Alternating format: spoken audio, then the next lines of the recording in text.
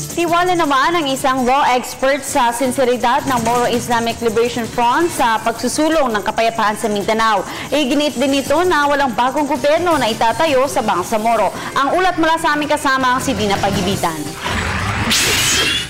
Matapos ang pagtitiyak ng Moro Islamic Liberation Front na walang kaguluhan o gerang magaganap sakaling hindi maipasa ang Bangsamoro Basic Law, naniniwala ang ilang eksperto na sinsero ang MILF sa pagsusulong ng kapayapaan sa Mindanao.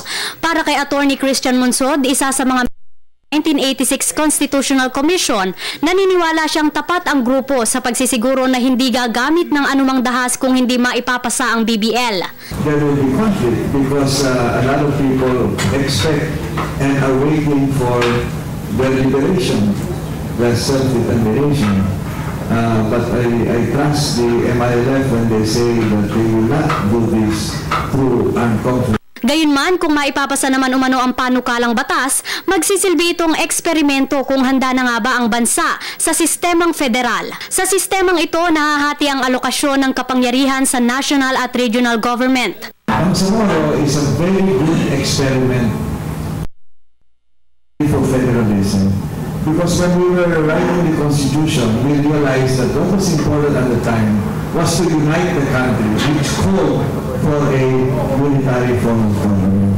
If we can make a success of Bangsamoro, we can revisit the question of federalism in our Constitution.